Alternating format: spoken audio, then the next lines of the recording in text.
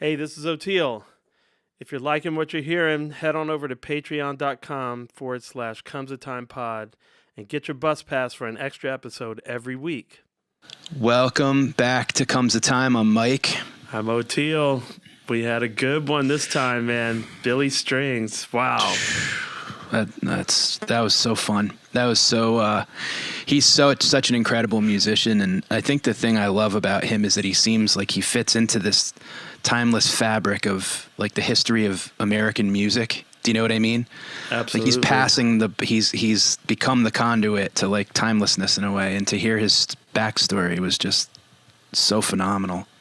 Yeah, I love hearing people's stories of when they're down and how they get back up. And it's really beautiful. He's got a great spirit. Yeah. And a really amazing story. I think you guys are going to really love it. Yeah, dude, totally. Thank you, Billy, for joining us. And thank you all for being a part of another episode. We're here on the Osiris Network, home to a ton of amazing, great podcasts. Check them out at osirispod.com. And Oteil and I have a whole big bucket of fun over at Patreon for you. So if you go to patreon.com/comesatimepod, you can check out a whole bunch of great content. You can choose your level and choose your level of adventure. So enjoy this talk with Billy, and we'll catch you next week.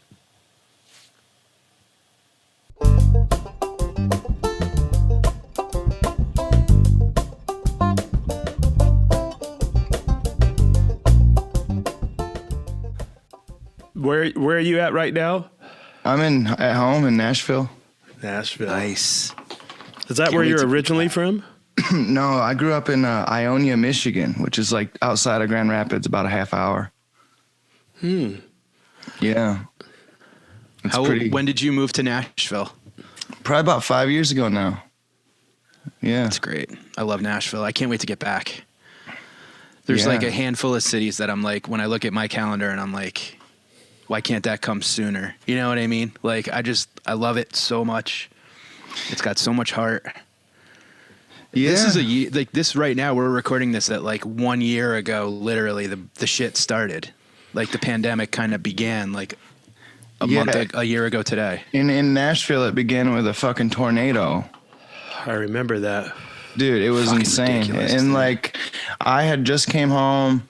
I was up in Michigan. I did a little string of gigs with my dad, which was actually a total, kind of something that I've always wanted to do. And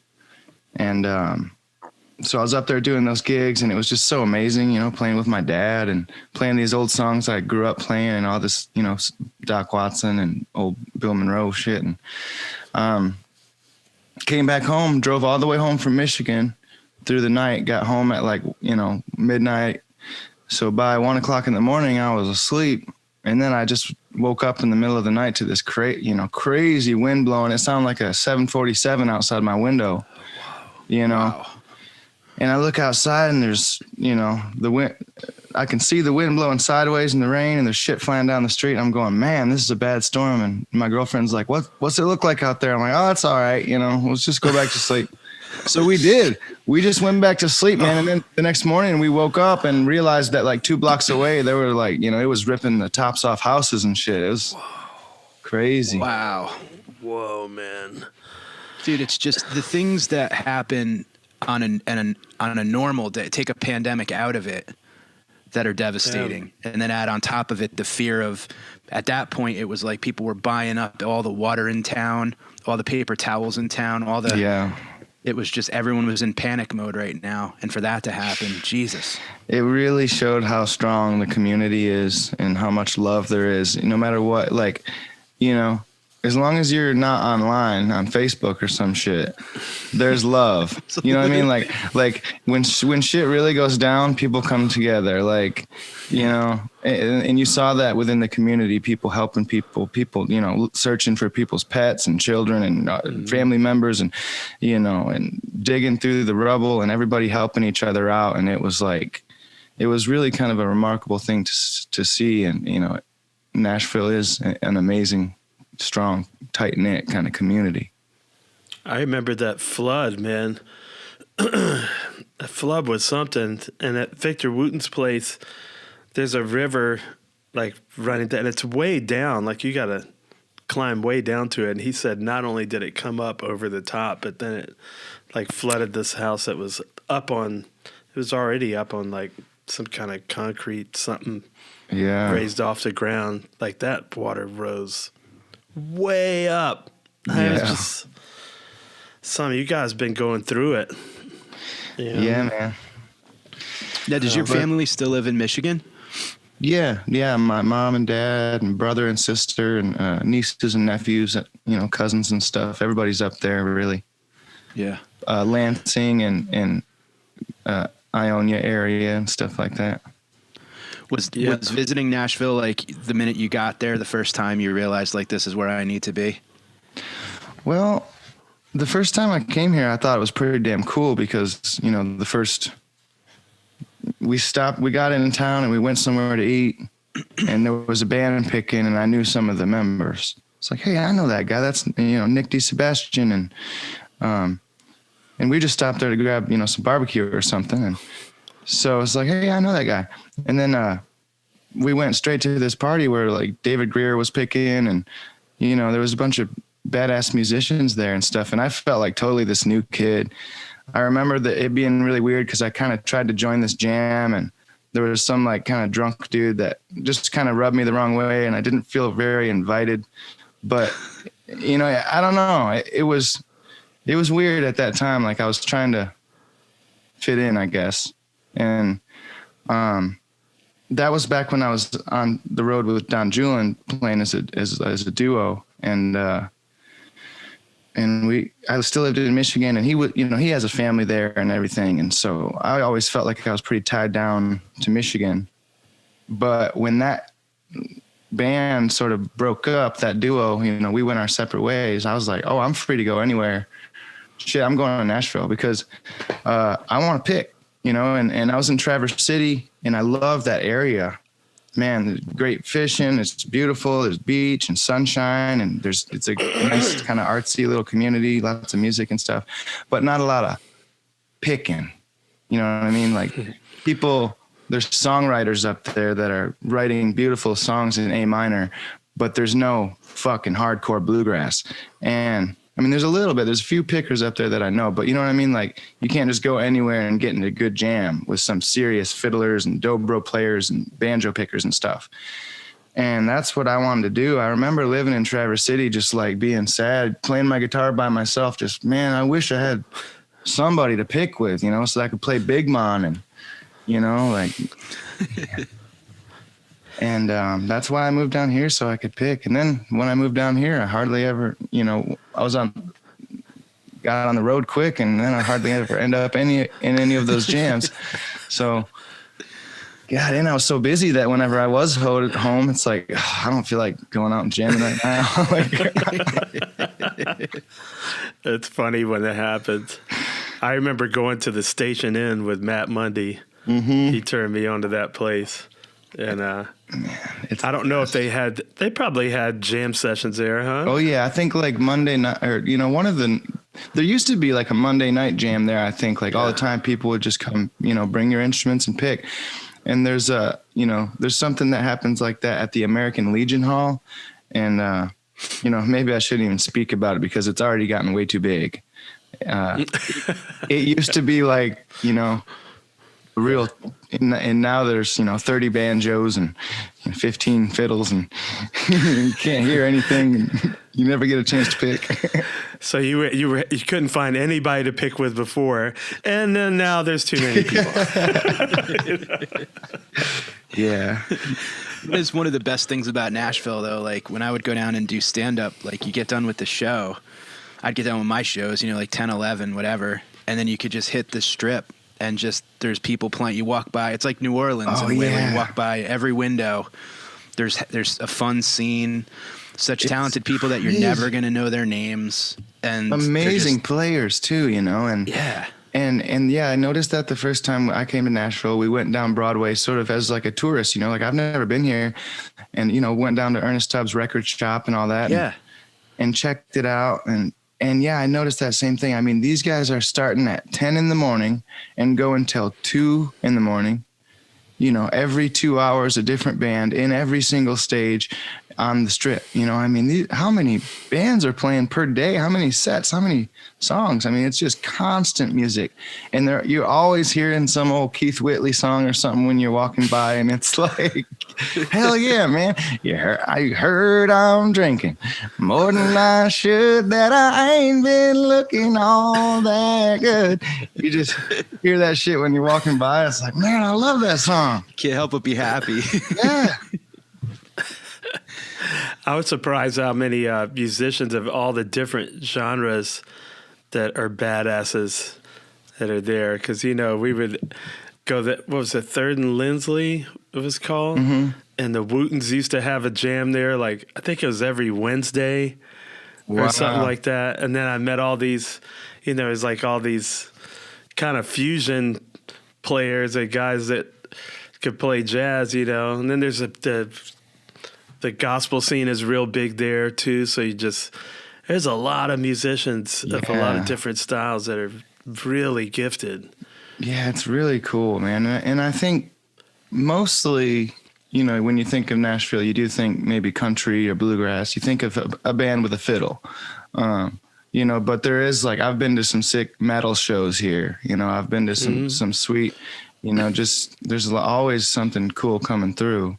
And then every once in a while at the Bridgestone, there's something big, you know, like I went and saw Tool there, and that was just so badass, man. So badass, dude. Yeah, it was incredible. Did you go the year right before? Yeah. I saw him on that tour too. Yeah, the production was so awesome. With like the big more. chainmail thing that comes out in the front of the stage. And yeah, it was great. You know, we like ate a couple of mushrooms and went up in there, and it was like Maynard was doing his thing, and it was just, you know, he was like creeping around in the back like a weirdo, and I was just loving it, man. Yeah. It was great. Dude, I walked out of that I was deaf for 2 days afterwards. I wore earplugs because I had earplugs. Oteil, did I tell you about this? How I had the earplugs in my hand and the bass hit and one of them just went pop and like flew like a row away. And I'm like, so I had one plug and I kept moving it from ear to ear. We had really good seats. We were like 6 rows off the stage. Oh, wow. But I want to go further back. I had bought tickets right away to another show because I wanted to sit further back and watch the screens better. Alex Gray came out. They like paid tribute to him, and he came out at Barclays. And yeah, that show blew me away. Well, as a musician and, you know, somebody who's like doing this stuff, and I'm always looking for cool stuff, whether it's sounds or looks or, you know, what are people doing? What's cool? What's hip these days? And, you know, what are people doing production wise as far as, you know, the lights and the show and stuff? And that was just something I'd never seen before. I mean, they had this like chainmail stuff that came out in front of the stage, and then they were projecting images onto it, and the band was kind of behind it, you know, behind this transparent sort of wall of chainmail stuff. And it was just, it created this really 3D kind of like they were playing in this little cylinder room, you know, unreal. So amazing. Yeah. So loud. And so good too, man. They played so many of the good songs that I was hoping to hear and stuff. And yeah, it was great. So holy shit, I can't wait to go do something like that again, man. See a band. Like really, or be at a festival, you know, like be down at Swanee or, you know, out at High Sierra or just anywhere, man, with all the people. I was just at Swanee, and it was great, but it was cold, and we got rained on big time. I was like, welcome back to the road. Yeah. You know, we had a really good time, though. We had a really good time. It was difficult for me not seeing people, like when it gets dark, you know, where the pods are, I couldn't really see. You've played a few of those, like, drive-in shows, haven't you? I thought I saw you. Yeah, we did like a little drive-in tour where we played about, I don't know, a handful of gigs like from Pennsylvania, and we worked our way over towards like Wisconsin. Yeah. How was that? It was really different for me. Like I was like, it's something that I would have to do like 7 in a row to get used to, because it really threw me like not having the energy right. Just even if I'm not looking right at people, just seeing the bodies moving, you know? Yeah. I mean, I definitely get that. Are you getting a little soft playing with Dead and Co? Being, you know, having all those big old crowds like that, you know? You know, I don't even, it doesn't even You need remember to be big. what playing in bars was like? Yeah, but I don't remember like playing to like nobody. Yeah.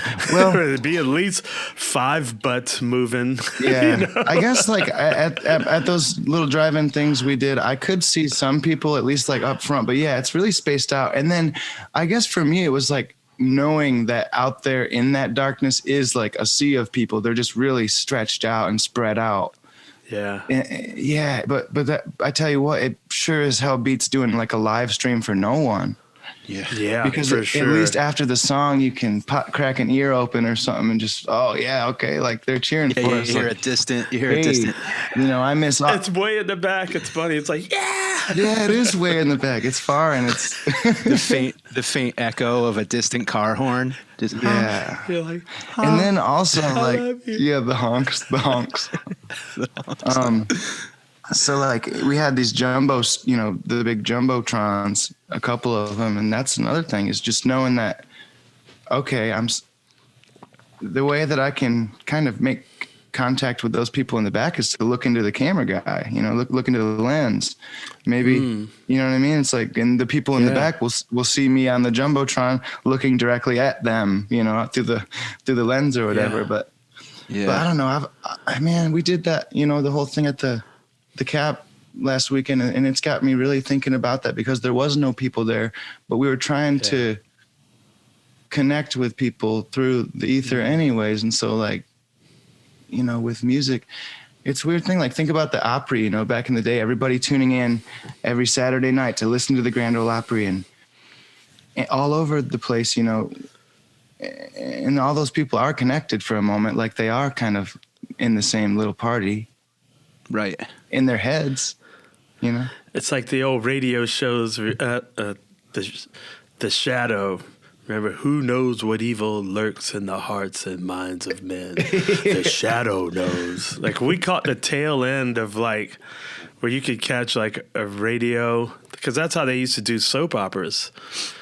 You know, it was just all on the radio. I was always fascinated by those. There was a show when I was a kid growing up that was called like the Elephant Show. It was like Sharon, Lois, and Bram's Elephant Show, and it was like this children's show that was like a public TV type thing. It came on maybe like after Sesame Street or something when I used to babysit my siblings, and they used to reenact those Sam Spade mystery, like you know, like the detective was walking down the hall and they had the wooden blocks on the desk that would be like making noises, and there's like a knock at the door. And it was so cool the way that they would use sound to portray. So you can sit at home around your radio and like picture everything that's happening. You know what I mean? And like, I love that stuff so much.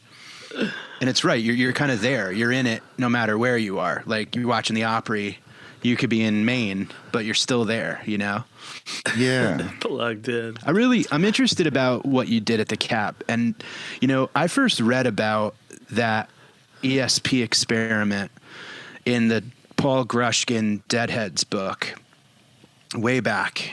When I first started listening to the Dead, I grabbed whatever books I could and read about them. And I ripped the description of that ESP experiment out and brought it to my high school psychology teacher. And I was like, can we talk about this in class? And he was like, Oh yeah. he's like, do you do drugs? Like he got really like kind of, he was also my football coach, but I've always been interested in that 1971 experiment that they did. And I was so stoked to see that you were doing it.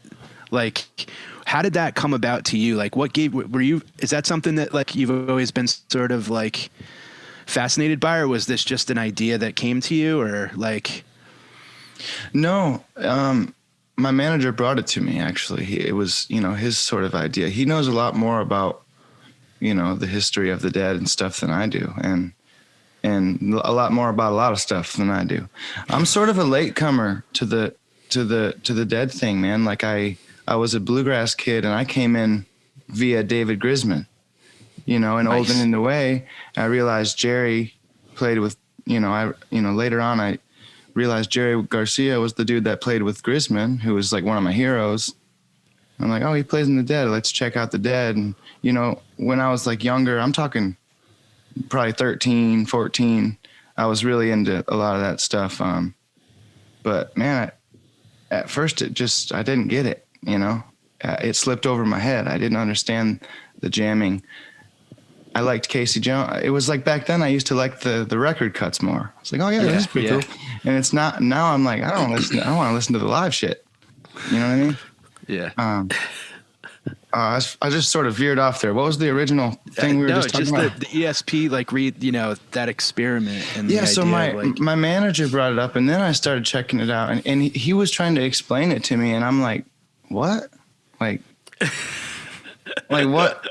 And I'm like, usually he's the one that's been like, man, you smoking too much weed, I'm like, Bill, what are you smoking? I need some of that. You're telling me you want to try to have our fans transmit a freaking image to OT? Like, what? And then he sent me this article, and I started reading about it, and then I started listening to the shows, and I got really into it, and it took me a while to even grasp what the hell he was talking about.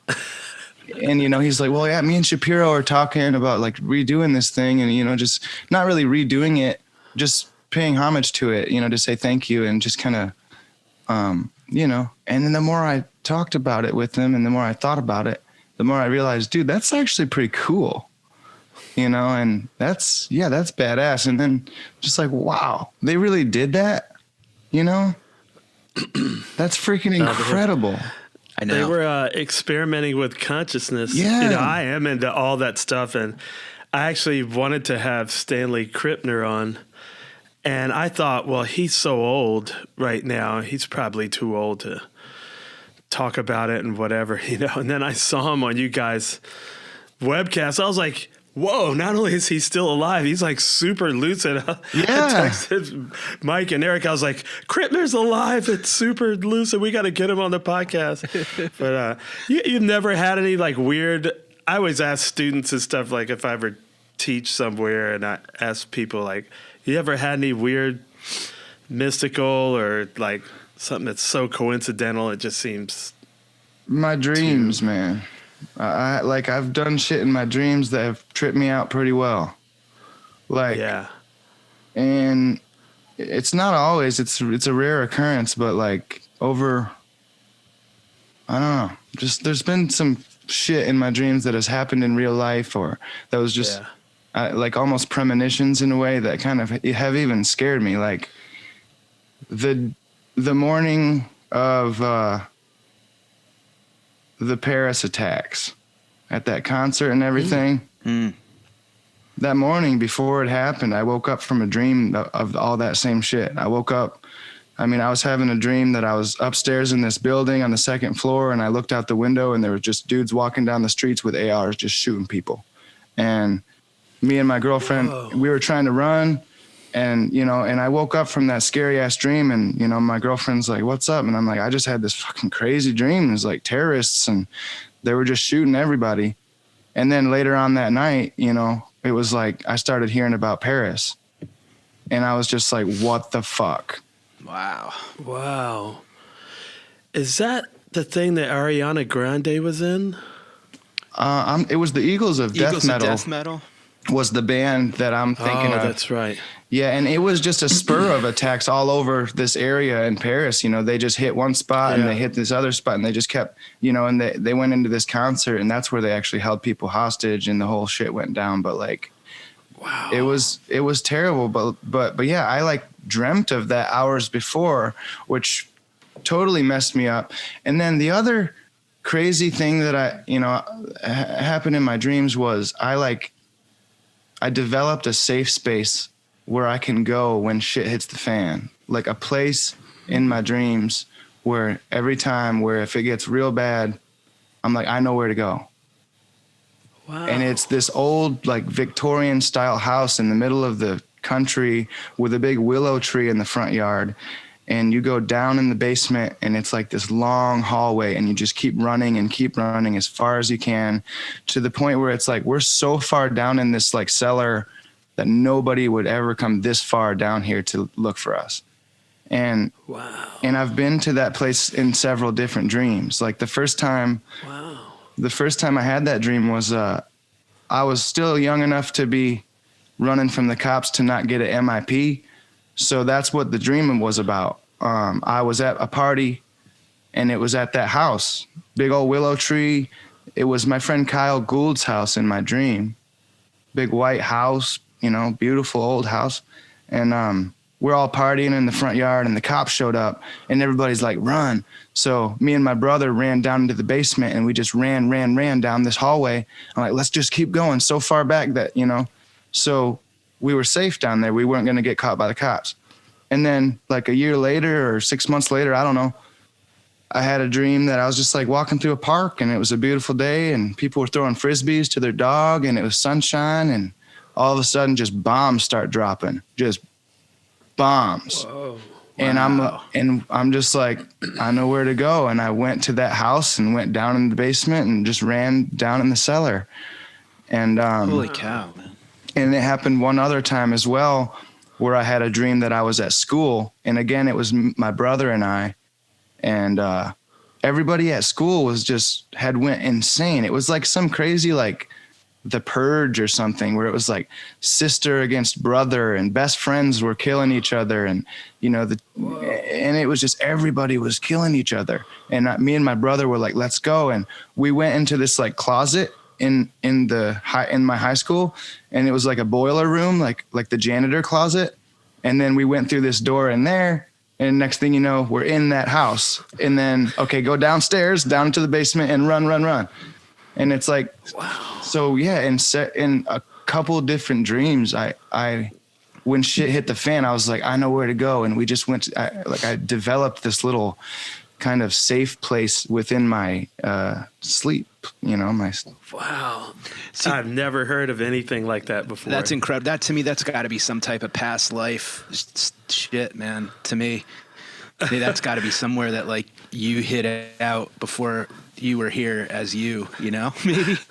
The question is, did your brother dream about the same room in the same house? I don't think so, man. My brother dreams about crazier shit than I do. See, I have dreams that come true in the future, but they're just the most boring moments, you know, like it's nothing.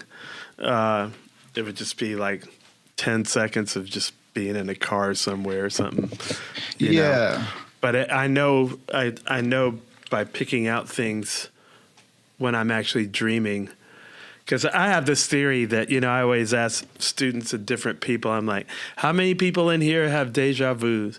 And like usually almost every single hand goes up. Yeah. And I go, do you think it's possible you dreamed it and you just don't remember your dreams? Because I dream it and I remember it.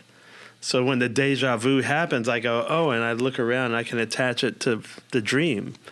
But it's totally boring. It's never anything like a terrorist attack or plane crash or people going into the Capitol building. Plane crashes, dude. I have a lot of dreams about plane crashes.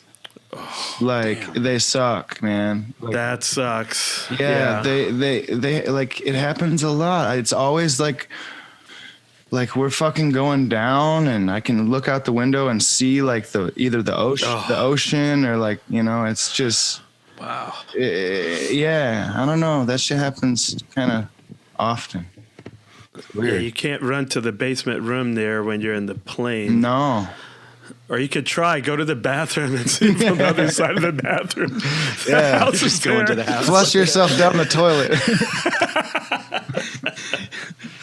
Yeah. Wow, man, that's crazy. Yeah, man, dreams are like, that's why this it's so cool that you were able to do this experiment again there. And did you hear about O'Teal's? Do you know about O'Teal's whole? Oh yeah, he knows what happened. Yeah. I mean, with the boat and the owl and the silverware. Yeah, and all the stuff from the Dwellers, like poster stuff, man. It is pretty interesting. It's funny because when you when you first told me about the experiment, my first thought was, oh, my ESP doesn't work that way. It works through dreams, but what the hell, like, what do I know? Maybe it also works in other ways that I don't know, so Yeah. I always like open myself up, and then when I got the little pad and pencils, it said, you're about to participate in an ESP experiment. So I just thought, maybe I'm cheating by like drawing too many things, but I was just drawing what came to mind.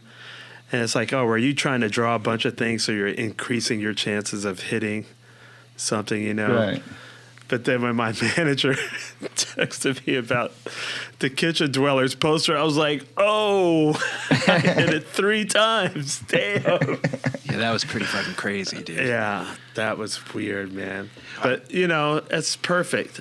I felt like, okay, so me and Billy have this connection that's real. Because I started seeing you pop up on my Instagram and just started following you because I love bluegrass. And I was like, oh, this guy's somebody I hadn't heard before. And then you like messaged me about when we adopted Kavi, and that just touched me so much, man.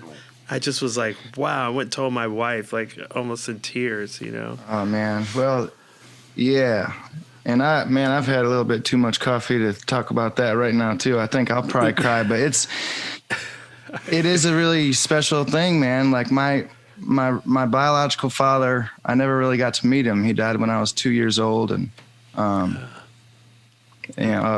kind of like an overdose, and so my dad Terry stepped in when I was 2 years old, man, and I mean he taught me how to tie my shoes and play guitar and wipe my ass, and he taught me about Doc Watson and Bill Monroe and Lester Flatt and Earl Scruggs, and and I had a great childhood. Wow. And that guy, he's just the sweetest dude ever, man. He wears his heart on his sleeve, and he's a badass musician too, so that's where I get it from. My real dad, my biological father too, he was also talented, and musically, so I get that kind of from that side of the family as well. But as far as, my dad, he showed me G, C, and D and gave me a capo, and that was it. Wow, man. Yeah, man. Wow, that's so beautiful, dude. That's so awesome to hear. Yeah. That's right. Around the same time we got Kavi, she was 1.5. She turned 2 that following December. We got her here in October. I mean, yeah, she turned 2 that December. We brought her home in October. So it was like right around that same time. I think about it now. I see pictures of her back then. She's so different now. Man, it's just like a year and a half or whatever it's been. And I kind of fast forward too. Like I try to think about her at 7, at 10. Yeah. And like the whole thing. It's really, but I think it benefits, I'm sure of it. It's benefiting me and Jess as much as it is her. Absolutely, man.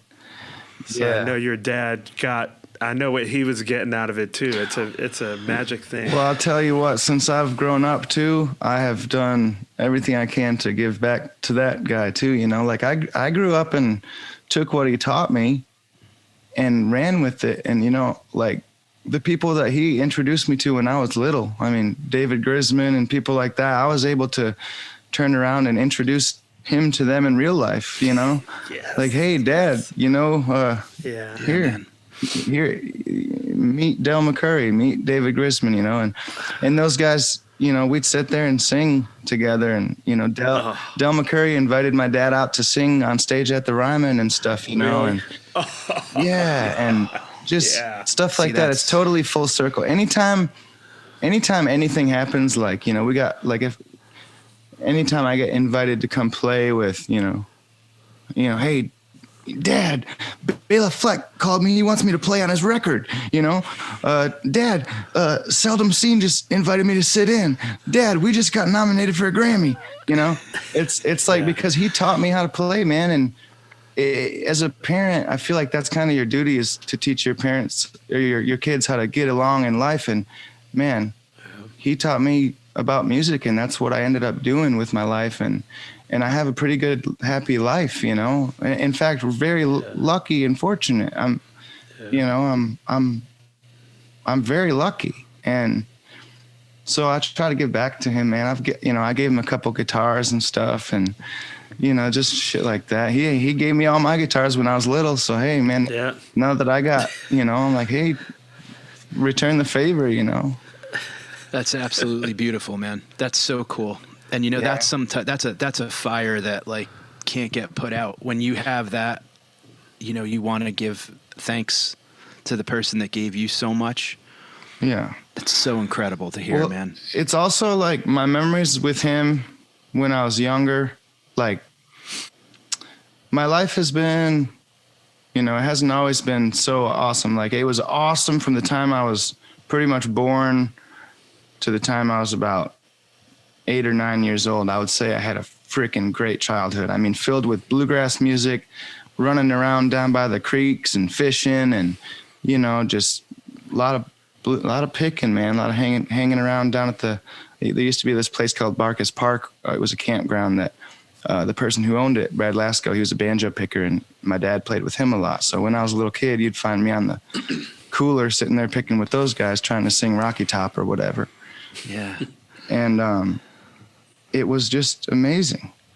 I look back on those years as so fond. And then, you know, by the time I was 10, 11, 12, shit kind of went a little downhill. We moved to a different house, and, you know, it's kind of methamphetamine sort of took over this town that I lived in. And, you know, a lot of my friends, a lot of people that I loved went down, and, you know, it was a bad scene for a minute there. And that started a kind of a dark period for me where I dropped out of school, and I was messing around myself and just kind of being stupid and partying. And I mean, I was in a band at that time, like a metal band too. And I was, you know, 14, 15 years old, dropped out of school, playing music with kind of these older kids who were, you know, a great influence on me. And so, I don't know, like, I feel like I just sort of spaced out. But, it's like two lives in one, though, man. Like, I hear what you're saying. Like, there's a childhood. Like looking back on those earlier memories before the kind of bullshit kind of moved in, the cloud sort of came in over my head. Yeah, yeah. Those early memories with my dad have always been the best, and what I kind of cling to. People, I worry about this with my kids, but, you know, at some point they're going to face these temptations. And at some point, they're going to battle potentially addictions and just the dark side of ourselves. Yeah. Is that what used to help get you back up out of it? I just came to a point where I realized I was either going to be a nobody or I'm going to be somebody. And I was around people that were going to prison, overdosing, committing suicide, you know, cooking meth and, you know, Oxycontin and heroin and all that junk, man. And, you know, I started losing friends to it, you know, and stuff, people that I cared about. I was like, man, that can't be me. You know what I mean? Like, I can't go down like that. So, and I was never a good student at school. I failed. I slept in class. To me, E does not equal MC square. It never fucking will. I don't understand that shit. Dude. And you know, and at that time when I was in high school, I was going through a lot more bullshit than, you know, like somebody wagging their finger at me about some assignment or something was not, it's like, yo, I don't know where I'm going to sleep tonight or what I'm going to eat. Yo, like, fuck your history assignment. Like, I don't care. Like, you know, so that's why my friend just died. Yeah, that's why I dropped out, man. And I was also a terrible student. I don't want to portray it, like put it all on my teachers, because actually some of those teachers are the people that turned me around. Right. And, you know, I have a great deal of respect for people that, you know, are teaching the youth of, you know, our Can you tell us about one of those people that helped turn one of those teachers? Well, yeah. I mean, specifically the staff at the alternative school that I went to. I got eventually expelled from the high school, like Ionia Public Schools. And I went to, you know, Douglas R. Welch High School, which is sort of like alternative ed. And down there, Marty Bennett was an amazing teacher. I mean, she dealt with kids that were troubled like me. And what she did, dude, she didn't come in the class and say, here's your assignment, read this chapter and answer them. And I'm going to sit at my desk and, she would pull up a desk just like us and sit in the front of the class. And we would have group conversations about meaningful shit, about, the Holocaust and about racial shit, about sexual orientation stuff, about how kids are getting picked on because they're gay or, meaningful shit that really helped us kids learn. And I'll never forget her. I mean, whenever we go play around her, like I put her on the guest list or something. I mean, she's a homie. She's a major homie. And Julie Blair too, she was like the science and art teacher down there. Of course, we kind of got along because she's from Seattle, man. She's like got long hair. She loved horses. She was like all into Pearl Jam and shit. So she, Nice. We would like vibe out on music sometimes. So I don't know. But it was also like in her classroom that I was like snorting meth off my like table and my desk and shit, like doing crazy shit like that, leaving school to like go do drugs and shit. Like, I'm sick, I have to leave, and just like, go finish my whatever I was doing the night before. Man, yeah. And so they kind of helped me turn it around, and I would say Kathy Haney she wasn't a teacher, but she was my friend's mom. And I was just couch surfing, partying out at this kind of trailer house for a while, which was my buddy Dan White's house. He was much older than all of us, but he'd like buy us beer and shit, and we'd all get hammered out there and sleeping out there. There was nothing to eat, and kind of just stayed at my buddy Hopper's house and then my buddy Kenyon's basement. And then I ended up at my buddy Benji's house, and I stayed there for about a week. And his mom got sick of me eventually. She's like, man, you've been here for like a week. Don't you have your own house to go to? And I sort of kind of like welled up and was like, because my house was just kind of off limits at that point, man. It was all the mess shit. I didn't want to go over there. So I was like, yeah, I'm sorry, Mrs. Haney. Like, I'll take off, and I put my backpack together and I took off on my skateboard or whatever. And then my friend Benji, like, kind of got on his mom and was like, man, he's going through some shit. Like, and she called me back and said, come back. I didn't know. Wow. So then I went back, and she's like, dude, you can crash here for as long as you want. Wow. But you're going to go back to school. And you're gonna be inside and eat with us, at 8:00, like a family. And I was like, all right, do I want to be running the streets, not knowing where I'm gonna eat, or do I want to have shelter? And so I chose that path for a minute. I tried to, when I went back to school this time, I wasn't the class clown. I was just the one saying, man, let's just shut up and do this shit. We just got to get it over with. Like, right. Yeah. And the only reason I fucking graduated is because I was selling mushrooms. Like, there was no way I was ever going to pass algebra. It was just not going to happen. Yeah. I couldn't. I know addition, multiplication, subtraction, and division. That's it. How many eighths are in an ounce? Yeah. Yeah, exactly. Yeah. Lot math. I mean, I got that shit on lock, but totally. But like, I used to pay this kid $5 per assignment because I actually had money back then because I was selling mushrooms. And so $5 I was like, dude, I got you $5 every day. And so $25 a week, dude, all you got to do is give me the answers. Nice. And he did. And that's how I graduated, because I was able to pass math. And so, yeah, eventually I graduated. And then I moved to, I was like, I need to get the fuck out of Ionia. Ionia is, man, it's where I'm from. I'm proud to be there. It's beautiful people there. All my friends are back home. Man, I love to go back. But it's also got that dark side of, all the drugs and shit. And so I was like, I need to get the fuck out of Ionia because it's dark here. Everything, it was like, black and white. And when I moved to Traverse City, it was Technicolor. It was like, okay, I got sunshine up here. I got the water, Lake Michigan, good fishing, and also I get a chance to reintroduce to choose my friends wisely. I don't want to get second chance. I don't want to get mixed in with the heroin crowd. I don't want to get. How old are you at this point? I was, I guess, like 18. I just had graduated, 18 or 19 or something like that. Yeah, 18 when I moved to Traverse City. This is probably 2012, I think, 2011. Yeah. And so I moved up there, and that was right when I was really starting to pick a lot more Doc Watson and stuff like that, flat picking. And I did a couple open mic nights and shit up there, and people were like they went nuts for it, And I was like, wow, you guys really like this shit? Like, and I was really encouraged in Traverse City because there was people that really did, are music heads there. And so that's kind of how I got started. And then I met Don.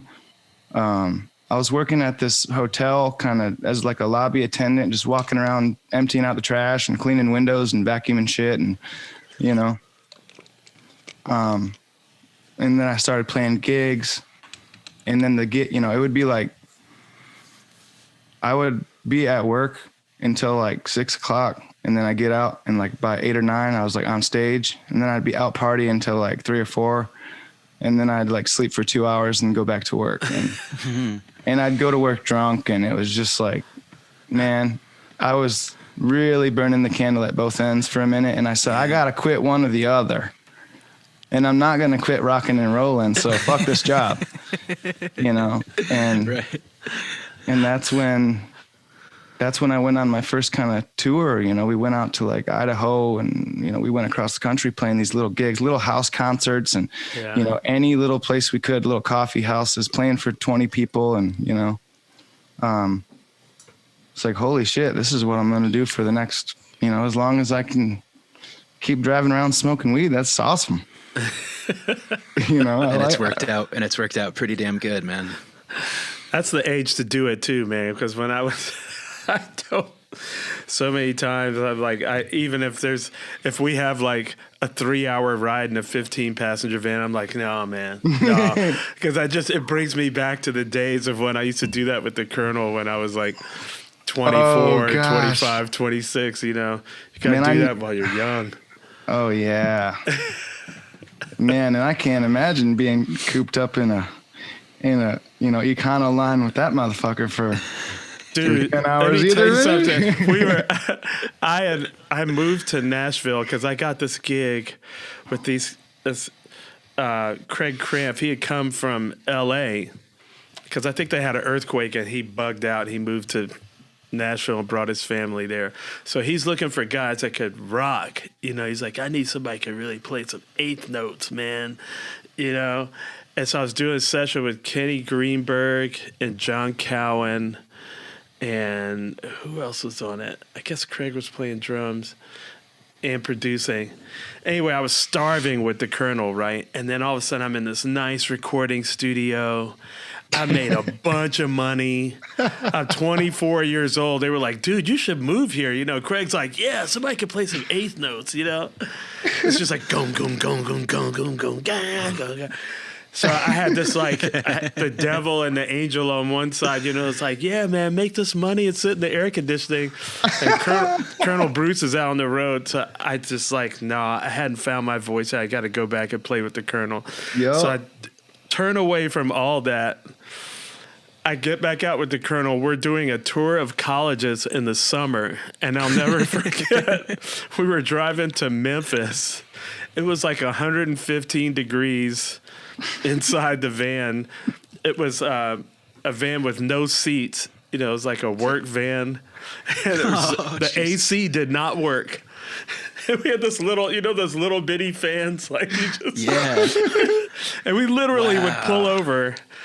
We're so covered in sweat. We pulled over. We jumped the fence and went into a hotel pool. Clothes on, everything. Got back in because your clothes are wet. And I was like, okay, I'll feel cool for a little bit. Then they're just like hot and wet.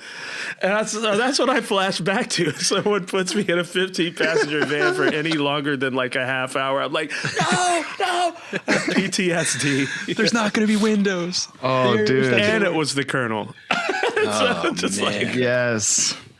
I mean, those are. I mean, I tell you what, I'd much rather be on a bus. But those days, and we used to travel in like a minivan with like a little trailer behind. It was like a Kia Sedona. Okay, so, and we took the seats out of the back, like you were saying, and so directly behind the driver's seat there was a sleeping bag that was stuffed with memory foam. So that mattress. Yeah, the mattress. Oh yeah, we used to call it short-term memory foam. and and so, dude, that's where I slept, man. Like, we had another person with us. Kevin Gills was playing bass, and so it was Don and Kevin would sleep inside because we only had enough money to get one room, and I would sleep in the parking lot at the hotel on the short-term memory foam. Man, and that was my life, dude, for a little bit. I mean, so many nights I'd wake up to just people getting strangled and, just like crazy shit happening outside. And, one time I was in Seattle and this woman was like arguing with her boyfriend on the phone, like right outside my window for like hours when I'm trying to sleep. And like, one of those arguments where they just keep going in circles and it's like, why are you guys like, you're not even mad at each other. You're just terrible for each other. Like, this is just so dumb. Like, God. And you I got you just turn into a therapist at some point. You're just like, listen. Dude, just hang up the phone. And one night I got robbed. Oh, no. I was in like somewhere kind of near Indianapolis, I think, and I was sleeping. And I got up in the middle of the night to take a piss. So I walked out of the van in my boxers and I went out and took a piss next to this dumpster. And when I came back in, I shut the door and fucking passed back out and I didn't lock it. And so then I woke up to the dome light being on, which was a normal occurrence of somebody hopping in there to look, to find their papers or whatever. You know what I mean? Like, from the band. Yeah. Yeah. I thought it was like one of my guys just, looking for his papers or whatever. And I'm back there sleeping. I'm like, man, turn that fucking dome light out, and I put the cover over my head. Oh. And then I kind of fall back asleep for a few seconds, I think. And then when I woke up, the light was still on. And I'm like, dude, shut that fucking light off. And nobody said anything. And I go, hello? And nobody was there. And the front door was wide open and the rain was pouring in. And I was like, what the fuck? So somebody was just in here. They could just rob you while you were sleeping. Yeah. Pull the cover. He's like, all right, I'll be done in a minute, man. At least he's not arguing with his girlfriend. Dude, so the next morning I told the guys and I was like, man, like after I realized that somebody was in there, I looked around and I saw the iPod sitting right there. And I figured, okay, well, he must have just came in, saw me sleeping there, and then took off. And that's why the door was left open. He didn't want to wake me because maybe he heard me snoring or something. And so I told the guys, somebody came in here last night when I was passed out, but I don't think they took nothing, because the iPod or whatever. Until we went to go type in Chicago on our GPS and there wasn't one. And and then we realized there was this little bag that had been stolen and some shit. And really the worst thing that was stolen was the truss rod cover to Don Julian's, custom mandolin, which, had the custom inlay that matched the headstock and everything. So it's like, something shit. That's like irreplaceable. Yeah, totally. And they probably just looked through the bag and, I don't know. Are they going to want some? This? Yeah. Well, there was like AA batteries, a metronome, they're they robbed the wrong car. Yeah. Yeah. Totally. And honestly, the bag itself was like this like leather bag from like Spain or something that was really cool. And it was just like, God damn it. So I don't know. Lock your doors, people, if you're going to sleep. Yeah. Moral of the story. Yeah. Well, it's just about, life on the road. Dues are real, and you don't. When you're younger and you hear about paying your dues and all that, you just have no concept. And then when you look back, you go, oh, yeah. Mine are paid, I Yeah. definitely paid them. I got the scars to show for it, Well, like, Yeah, man. and like, to be completely honest, dude, like learning more about you here today, listening to you, it's like, it comes across in your playing so much. Like, you don't fuck around, man. That's why you're so unbelievable to listen to. Like, you're not faking it. You're not phoning it in. Every note you put, no fat. It's not a performance, It's my life, man. Yeah, that's why it's so I've always awesome. played music. Music saved my life. Music is what kept me from being a total fuck up. It's like if I didn't have music, or if I didn't, I don't have any other skills. You know what I mean? Like I was never gonna go to college. I fucking hated high school. Right. You know what I mean? Like I'm never gonna be like have some good job somewhere. I gotta play guitar, or otherwise, shit, I'm kind of screwed. I don't know.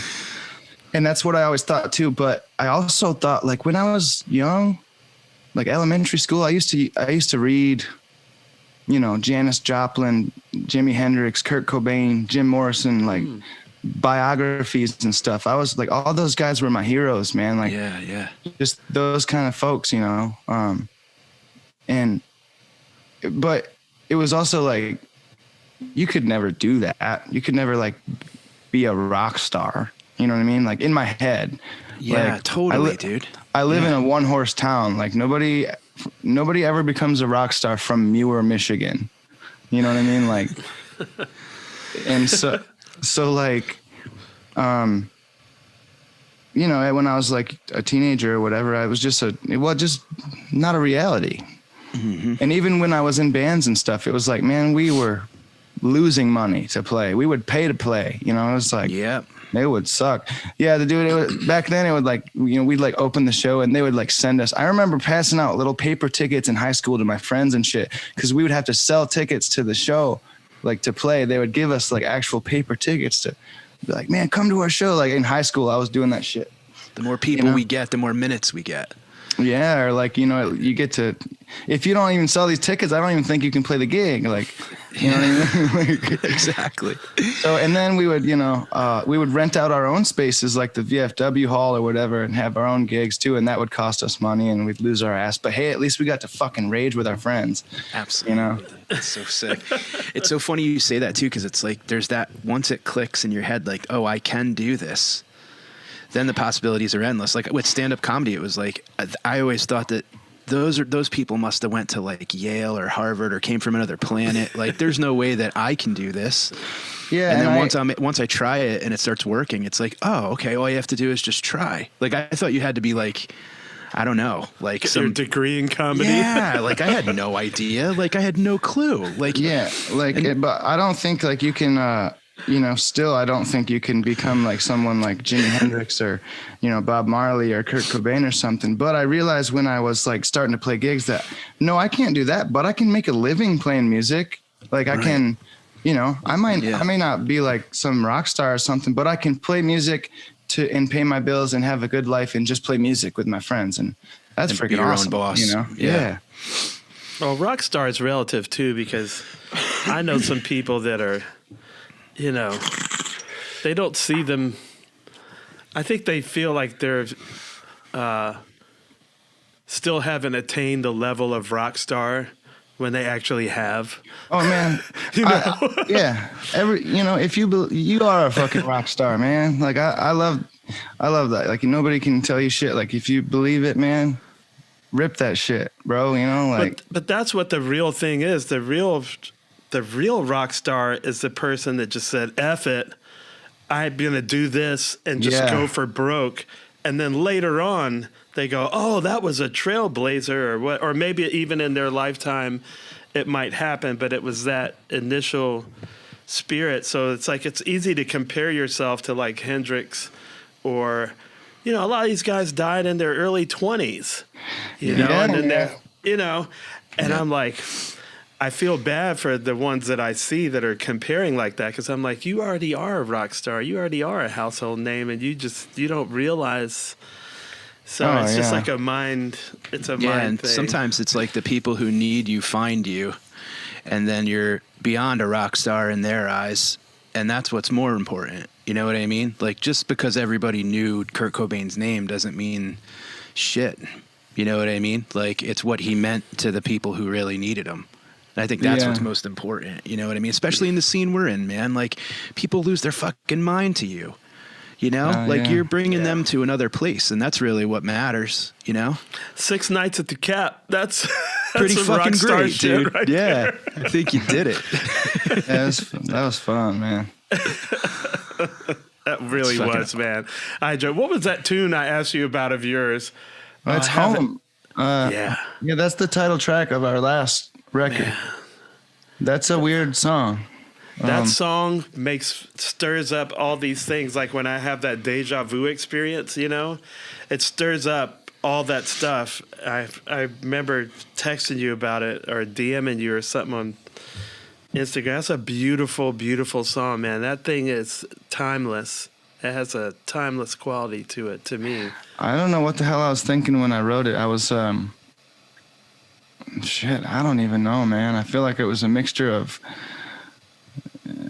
some like Radiohead and Ravi Shankar shit, dude. You know, or like, I don't know, like, I was doing an exercise where my friend Lindsay and we used to do this thing where we would try to write 10 songs in one day. And so it's like, okay, we start at, 9:00 in the morning and we go till 6:00 at night, write 10 songs, and we're going to get together at 7 and we're going to show each other what we came up with that day. Wow. So that song came from one of those experiments. It was the third song that I wrote that day. Wow. How many times have you guys done that? Have you done that like a bunch of times? Yeah, we've played that song a bunch.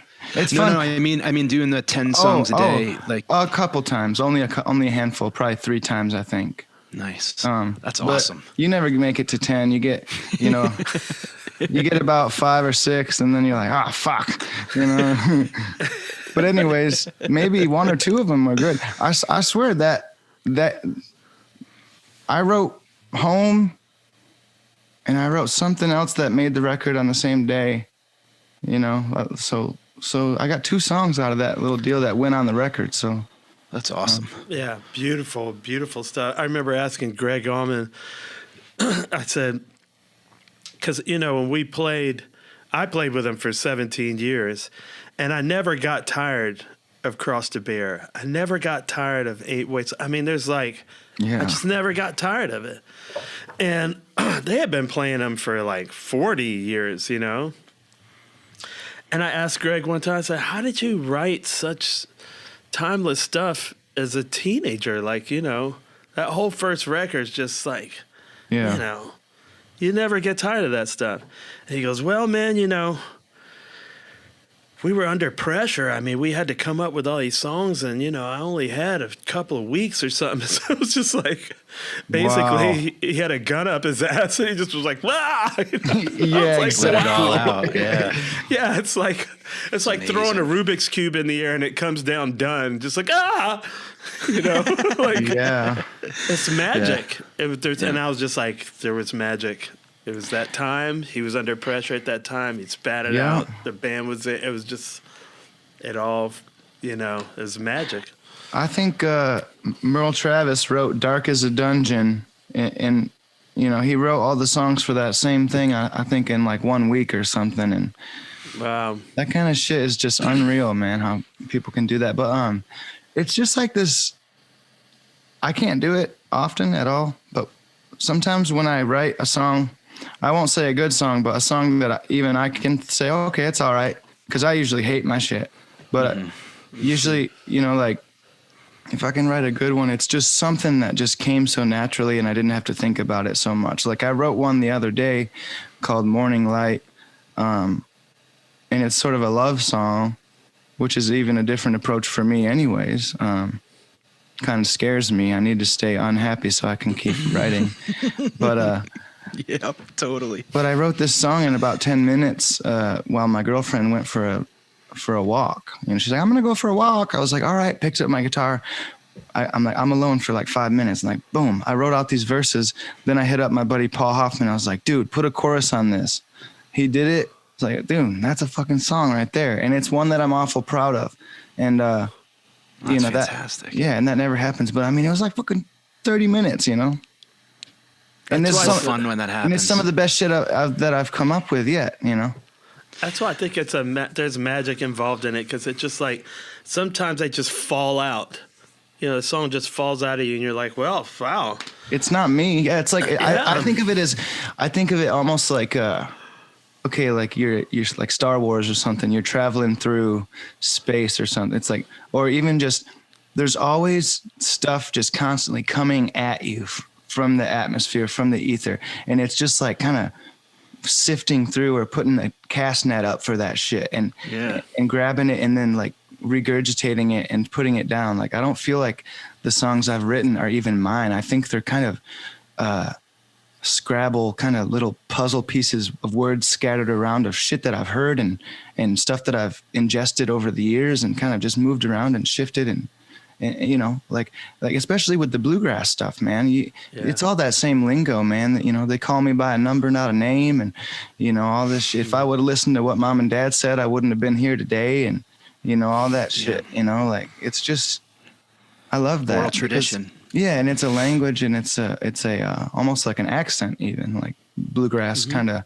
language. That's why I can write with somebody like John Weisberger really good.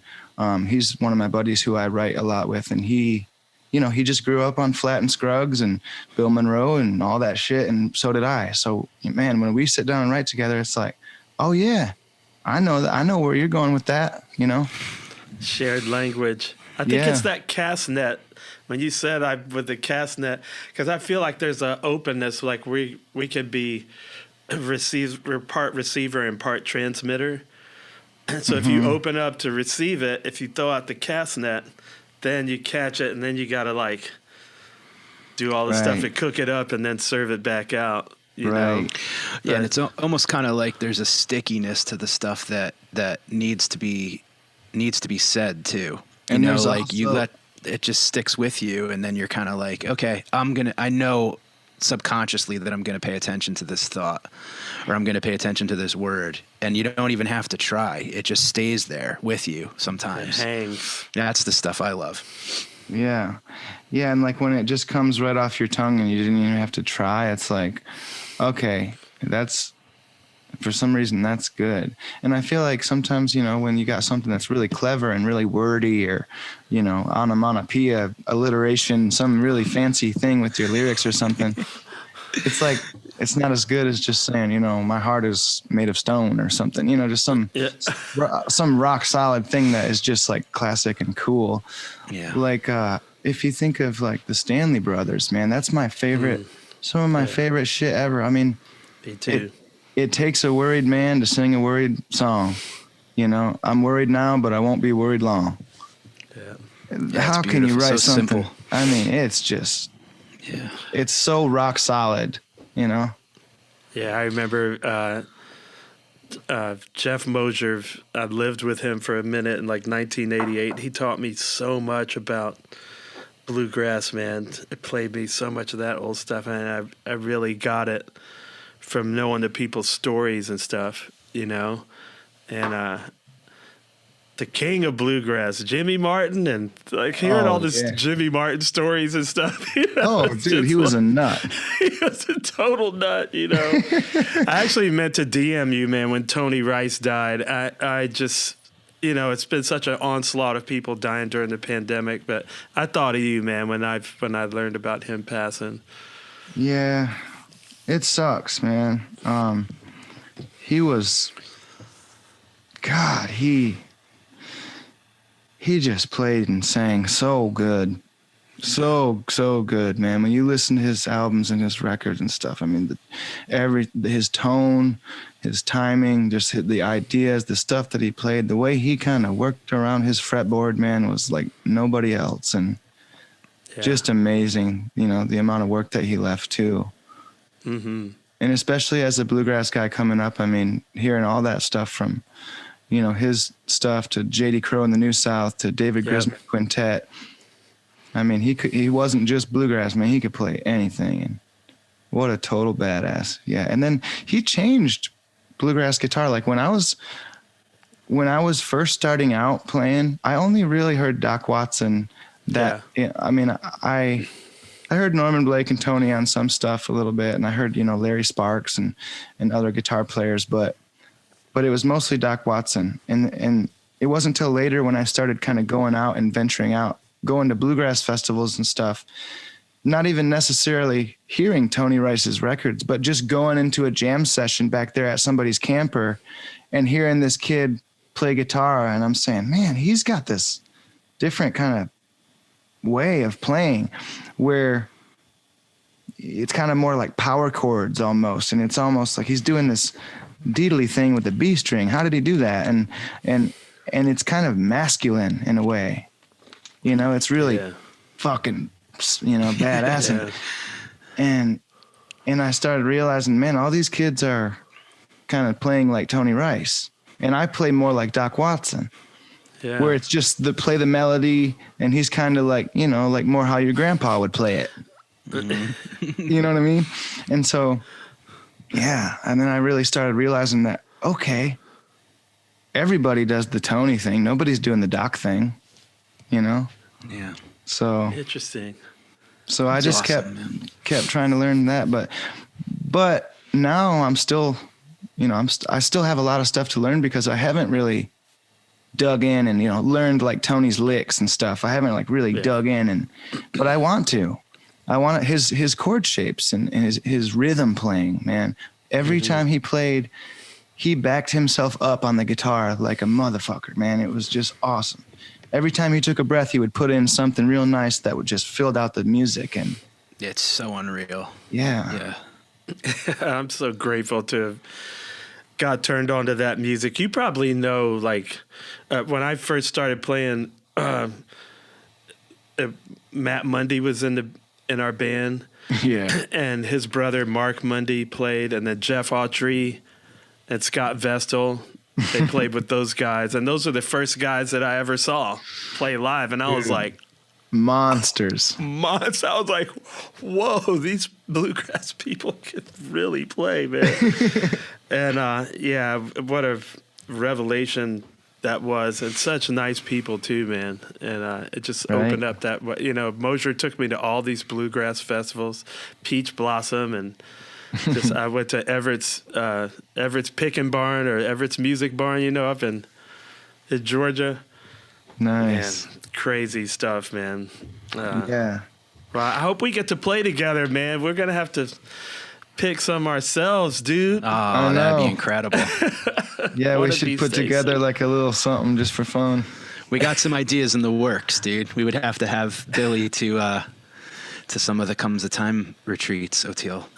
Yeah, we're thinking about doing our own little Comes a Time, not a festival, but like a retreat. That's really what I want to have, like meditation, low pressure, yoga, fishing, music, just the whole. Mushrooms. Just let's come hang, have and people come out. speak.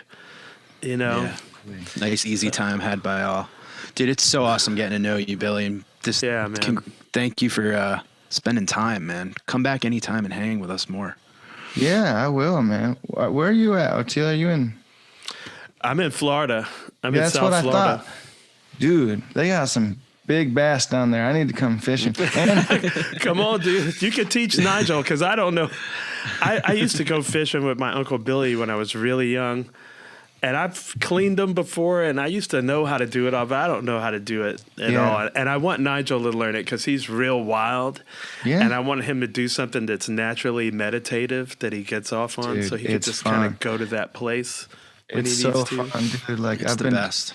This whole kind of quarantine thing, I've just been basically focused on bringing my lure through the water, And that's it. So yeah, maybe, dude, I'll come down there and bring the boat or something and take you guys fishing or something someday. That'd be cool. Love that, dude. Yeah, we'd love that. That boat's gonna go right off the water and into the sky, dude. Nigel's not going to be doing any mushrooms. No, not till he's 10. I'll be driving the boat. 10. Yeah. Oh man, thank you so much for hanging, dude. Yeah, man. Thank you for being so vulnerable, man. That's what we really what I like in this podcast is like it's the people's story. You know, the rock star thing is fine, but you know, I really love seeing people's hearts and heads. So thank you for that, man. Yeah, there's two, you know, the thing you said too about like the two ideas of your childhood where like, and you mentioned like, you know, the clouds kind of came in at a certain point. There's some like memories of childhood where like it's sunny and it's light and it's breezy and it's, you know, and then there's the memories that are cold and gray. And like, it's so interesting that you say that because it's exactly like dead on how you look back on things. Me personally, you know what I mean? Like you see certain times that are like, you feel like a kid running after an ice cream truck and like your feet aren't even touching the ground. You're not even worried about falling or hurting yourself or whatever, you know? And then there's the other ones where you feel like you're a child, but you're also carrying the weight of the world. Yeah, totally. It's fucking crazy. It's harsh, but we get through the other side, man. And we For did sure. it. Absolutely. Yeah, I mean, spring's here. I felt that kind of renewal yesterday. I was out fishing all day, and it was like, you know, really nice and sunny, and it was just I felt I could breathe nice fresh air, and I felt really good. And it's just okay. We're gonna be all right, man. Yeah, you know? dude. Totally. We are. Yeah. Oh, bless you, man. You have a blessed day, dude. Thank you, dude. You too, brother. Thank you guys so much for having me on the show, and I'll be in touch, dude. Let's pick and hang, and hopefully we'll get back on the road, and I'll be able to see you guys come play. I want to catch a Dead and Company show real bad. Dude, I will hook you up for sure. Right on, man. For sure. All right, you have a good one, brother. Later, All brother. right. We'll see you guys. Bye-bye.